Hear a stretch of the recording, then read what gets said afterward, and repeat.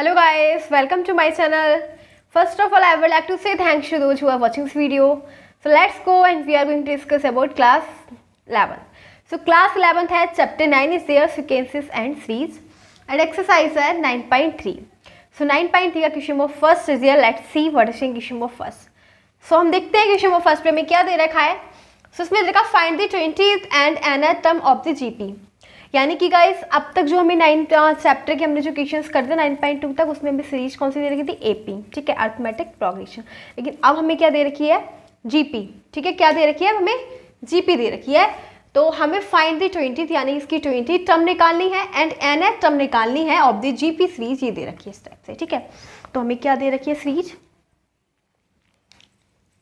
इस टाइप से दे रखा हमें क्वेश्चन नंबर फर्स्ट में 5/2 5/4 5/8 एंड सो ऑन. ठीक है, हमसे क्या बोला है, हमें इसकी 20th टर्म निकालनी यानी कि A20 फाइंड करना है एंड फिर निकालनी है nth टर्म. तो A एंड V हमें क्या करना है, फाइंड करना है. ठीक है, और जब इसकी जो फर्स्ट टर्म है यानी कि हम फर्स्ट टर्म को A1 या फिर A बोल सकते हैं, वो क्या है 5/2. ठीक है, तो देखो हम कैसे निकालते हैं, जनरल टर्म ऑफ जीपी क्या होता है, जनरल टर्म ऑफ जीपी होता है an equals to a into are की पावर n-1. ये होता है फॉर्मूला हमारा जनरल टर्म ऑफ जीपी. ठीक है, समझ गए, ये होता है जनरल टर्म ऑफ जीपी का an equals to a into R to the power n-1. ठीक है, अब हमें तो अगर हमें इसमें 20 टर्म निकालनी है तो n की जगह 20 पुट कर देंगे, और अगर हमें an निकालना है यानी nth टर्म निकालनी तो n की जगह हम n रख देंगे. डजेंट मैटर, बहुत सिंपल है. बट अब हमें इसमें क्या चीज़ चाहिए, देखो n तो हमें मिल गया, जो हमें निकालना होगा वो n होगा, और फर्स्ट टर्म क्या है a, तो a भी हमें दे रखा है, वो तो सीरीज में ही दे रखा है. बट हमें क्या चीज़ चाहिए, r नहीं है हमारे पास. क्या है, r नहीं है, तो r कैसे निकालेंगे, देखो r ऐसे निकालेंगे, r equals to second term upon first term. Second term upon first term. Second term क्या है इसकी 5/4. क्या है 5/4. फर्स्ट टर्म क्या है 5/2. तो ये हो जाएगा 5 इंटू 2 अपॉन में 4 इंटू 5. 5 से 5 कैंसिल आउट, 2 बन जा 2 2 जा, यानी कि क्या आ गया 1/2 आ गया. क्या आ गया, आर इक्वल्स टू आ गया 1/2. ठीक है, क्या आ गया, are equals to 1/2.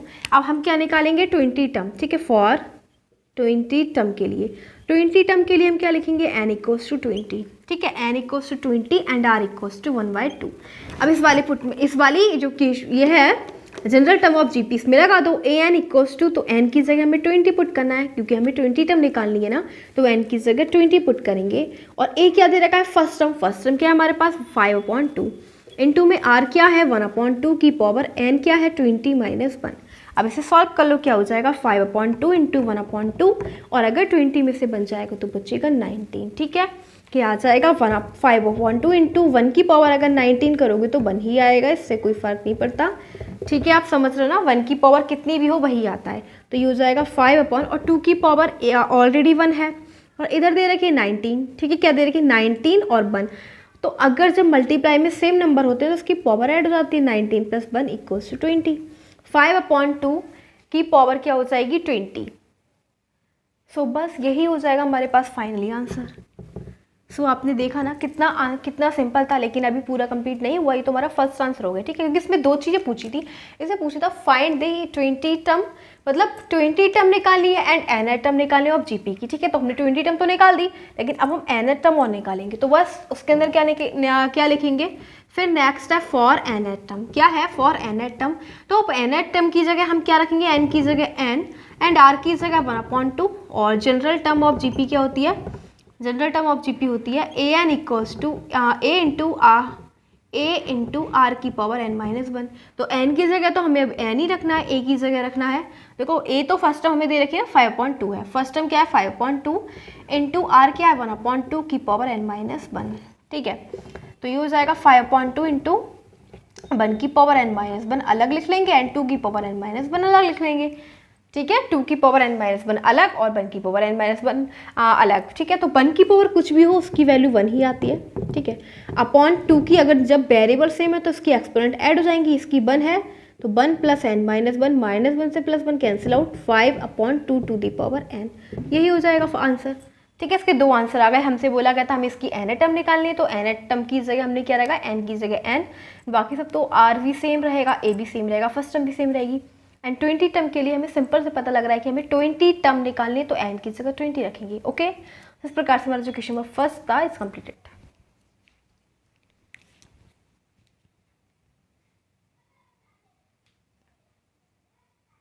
So next हमारे पास सेकंड क्वेश्चन नंबर सेकंड आया, उसको भी कंप्लीट करते हैं, देखना उसमें क्या दे रखा है। ठीक है, सो क्वेश्चन नंबर सेकंड में दे रखा है find the 12th term of a GP, यानी कि हमें जीपी सीरीज का कौन सी टर्म निकालनी है, 12th टर्म निकालनी है। हुज 8 टर्म इज 192, जिसकी 8 टर्म क्या दे रखी है, 192 दे रखी है। And the common ratio is 2, और जिसका कॉमन रेशियो क्या दे रखा है, 2। कॉमन रेशियो का मतलब आर। ठीक है, आर कितना दे रखा है, 2 दे रखा है, क्योंकि हम आर को कैसे निकालते हैं, second term upon first term करते हैं ना, तो वो रेशियो तो निकालते हैं ना, तो कॉमन रेशियो में क्या दे रखा है, 2 दे रखा है। बहुत ईजी सा क्वेश्चन है। हमें देखो क्या दे रखा है, फाइंड द 12th टर्म। ठीक है, हमें क्या निकालना, हमें 12th टर्म निकालनी है। क्या निकालना है, 12th टर्म। इस टाइप से 8 12 हमें निकालना है, ये हमें फाइंड करना है, जिसकी हमें 8 टर्म दे रखी है। 8 टर्म क्या दे रखी है, 192, और आर भी हमें दे रखा है, आर क्या दे रखा है, 2 दे रखा है। तो सिंपल से हम ये वाला फॉर्मूला लगाएंगे, general term of GP. General term of GP क्या होता है, A general term of GP होता है guys A N equals to A into में आर की पावर एन माइनस 1। ठीक है, ये होता है। अब देखो हमें ए फॉर 8 टर्म निकालते हैं, फॉर 8 टर्म, क्योंकि हमें 8 टर्म दे रखी है, हमें दे रखी है ना, जिसकी 8 टर्म कितनी 192, तो हमें एन की जगह क्या रखना है, 8 रखना है। एंड ए की जगह हम क्या रखेंगे, ए तो हमें दे ही नहीं रखा, और आर भी हमें दे रखा है, आर क्या दे रखा है, 2 दे रखा है, और एन हम अब बस इसमें रख देते हैं। ठीक है, इस वाली फॉर्मूले में हम रख देते हैं, क्योंकि हमें 8 टर्म के बारे में पता है, तो 8 टर्म ही निकालेंगे। तो ए और एन की जगह 8, ए इंटू आर क्या है, 2 है, और एन क्या है, 8 माइनस 1, यानी कि ए इंटू 2 की पावर 8 माइनस 1 7। ठीक है, ए 8, और जबकि हमें 8 टर्म क्या दे रखी है, 8 टर्म इज 192, तो ए 8 क्या हो जाएगा, 192 इक्वल्स टू ए इंटू 2 की पावर 7। ठीक है, 2 की पावर 7 का मतलब क्या हो जाएगा, उसको सॉल्व कर लेते हैं। ठीक है, और तो देखो 2 की पावर 7 का मतलब क्या हो जाएगा, 128। 198 इक्वल्स टू ए इंटू 128। ठीक है, ये आ गया हमारे पास। अब हम क्या करेंगे, ए की वैल्यू निकाल लेते हैं यहाँ से। ए क्या आ जाएगा, ए इक्वल्स टू 192 अपॉन 128। ठीक है, ऐसे निकालेंगे 198 अब 192 अपॉन 128, इसे कैंसिल कर देते हैं।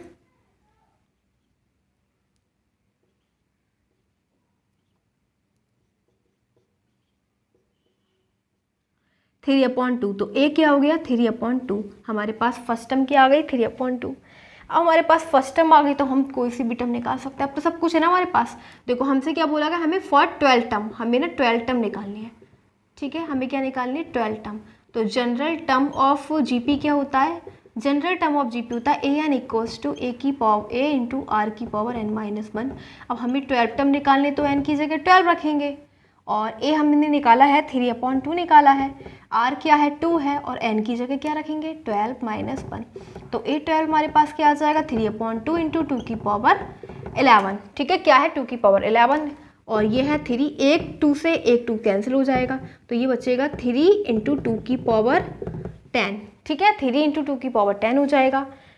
फिर तो या तो फिर हम 2 की पावर को सॉल्व करने, नहीं तो यहीं पे इसको लिख देंगे कि 3 इंटू 2 की पावर 10। ओके, क्या लिख देंगे 3 इंटू 2 की पावर 10, अदरवाइज आप 2 को ओपन करके भी लिख सकते हो। वैसे हमारा इस वाले क्वेश्चन का आंसर क्या है, 3 इंटू 2 टू द पावर 10। यही हमसे पूछा था कि इसकी 8 टर्म क्या, इसकी जो फाइंड दे 12 टर्म, तो हमने इसकी 12 टर्म निकाली, क्या हो जाएगा 3 इंटू 2 टू द पावर 10। तो यही हमारा क्वेश्चन था। Question number second is completed.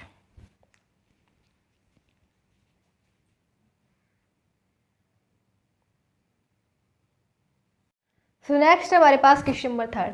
Question number third में क्या दे रखा है, उसको कंप्लीट करते हैं, then will solve. So question number third में दे रखा था 5th 8th and 11th term of a GP are p q r respectively, यानी कि दे रखा है गाइस एक जीपी है, उसकी सीरीज है, जीपी सीरीज की 5th term 8th term and 11th term दे रखी है p q and r respectively. ठीक है, यानी कि 5th टर्म क्या है पी, 8th टर्म क्या है क्यू, एंड 11th टर्म क्या है आर।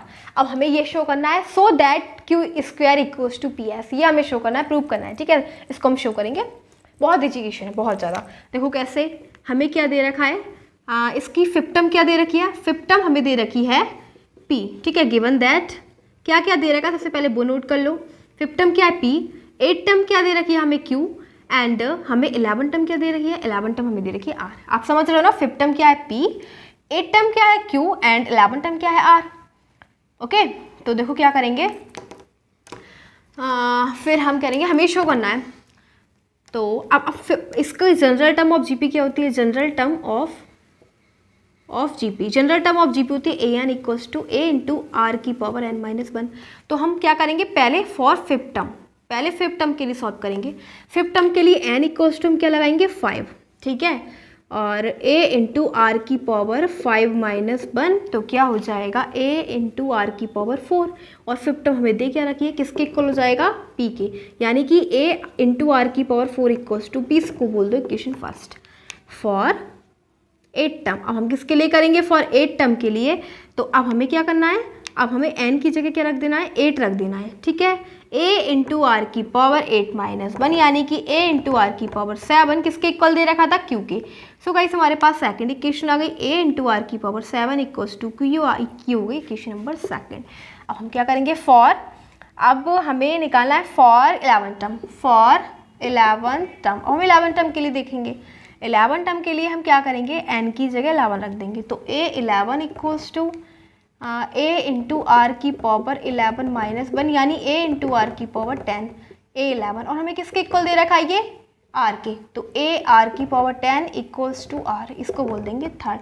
अब सेकंड इक्वेशन को हम फर्स्ट से डिवाइड करते हैं, सेकंड इक्वेशन को फर्स्ट से डिवाइड, तो ये हो जाएगा a आर की पावर 7 इक्वल्स टू में q upon a into are की पावर 4 इक्वल्स टू p। तो क्या हो जाएगा, इसे कैंसिल आउट और r की पावर 3 हो जाएगा, क्योंकि 7 में से 4 जाएगा तो 3 बचेगा, क्योंकि जब वेरिएबल सेम है डिवाइड में तो इसके एक्सपेरेंट में माइनस कर लेंगे। तो a R Q equals to q upon p आ गया, ठीक है। अब फिर इसको बोल देंगे इक्वेशन नंबर 4th। ओके, अब हम क्या करेंगे, फिर हम इसको रफ कर देते हैं एंड फिर थोड़ा सा इधर देखो, पहले हमने सेकंड को थर्ड, फर्स्ट से डिवाइड किया, थर्ड को सेकंड से। थर्ड क्या है हमारे पास, equation number third, a into are की पावर 10 इक्वल्स टू r, और डिवाइड कर देंगे सेकंड से a इंटू आर की पावर 7 और q से। तो क्या बचेगा, a आर की power cube equals to, a से तो फिनिश हो जाएगा, r की power cube equals to r upon Q. अब इसको बोल देंगे इक्वेशन नंबर 5th, ठीक है। तो from equation 4th and 5th solve कर लेते हैं। क्यों सॉल्व करेंगे, क्योंकि देखो R cube equals to Q upon P है और R cube equals to R upon Q है। तो देखो आर क्यूब की जगह ये है और आर क्यूब की जगह यू है, तो दोनों ये दोनों इक्वल नहीं हो गई क्या, ये दोनों इक्वल हो गए, क्योंकि ये भी आर क्यू के इक्वल है, ये भी आर क्यू के इक्वल है। तो from 4th and 5th equation क्या मिल गया हमें, हम लिख सकते हैं p upon Q equals to R upon Q, और q और q की मल्टीप्लाई करेंगे तो Q square is equal to P into R. और क्या हमें क्या प्रूव करना था, हमें ये शो करना था कि Q square is equal to P S. तो s, एक सेकंड में देख लेते हैं यहाँ पे s का क्या रोल है, क्या दे रखा था क्वेश्चन में।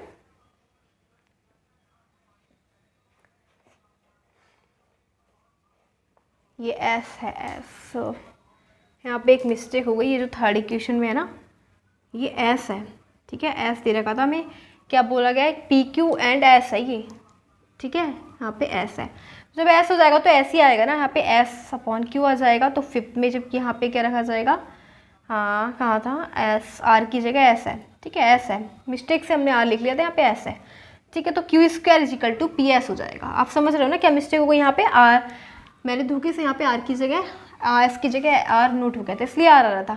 अब आप समझ गए यहाँ पे क्या आएगा, s आएगा। तो यहाँ पे s जहाँ जहाँ आ रहा है वहाँ पे s लगा लेना, ओके। सो हमारा क्या आ जाएगा, हमें यही तो चाहिए था कि Q square is equal to P into S. तो देखो बिल्कुल हमारा वही आया है, Q square is equal to P S, Q square is equal to P, hence proved. यही हमें प्रूव करना था, हैंस प्रूव्ड।